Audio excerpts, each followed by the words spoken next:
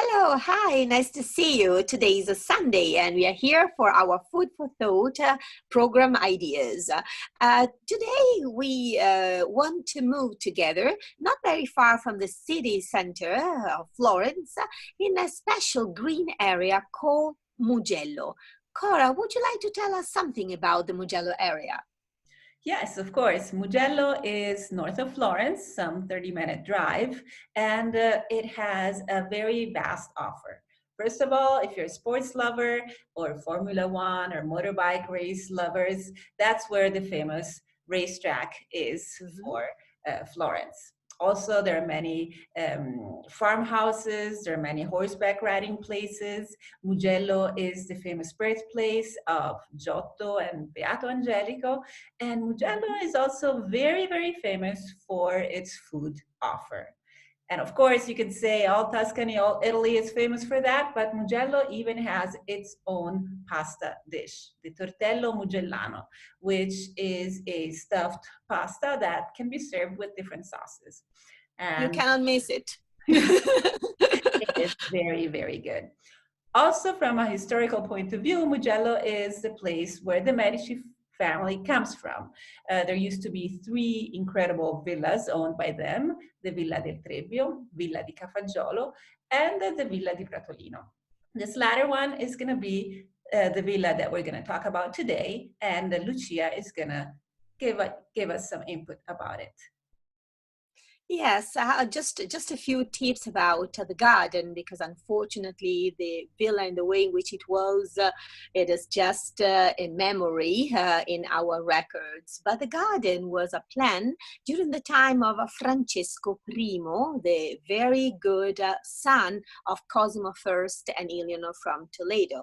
He got married with Joanne from Austria and they lived in the city of Florence, but was with his second wife, Bianca Cappello, that he really made a lot of experiments as an alchemist. And he loved to spend time in grottos and pretty close to nature. So, because of his wishes, he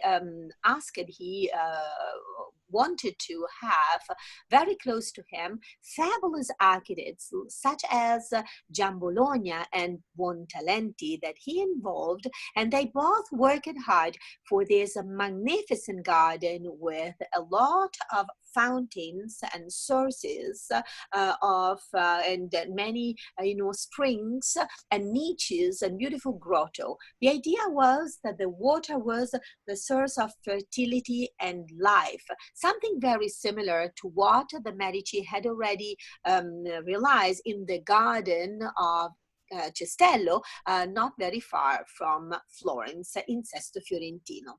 One of the special monuments that we may appreciate going there is the statue fountain of the Apennine. We are talking about a huge, big statue, almost high 40 feet, in which once you had the chance to enter inside, nowadays you cannot do it anymore, but it's still very impressive with the beauty of the garden that you can discover walking around. What can we see nowadays during spring going in Pratolino, Cora? Well, first of all, we can enjoy the amazing gardens. There are many statues and hidden monuments that you can still see. Unfortunately, the original villa had to be destroyed. The water had reached the foundation and the whole structure was beyond repair.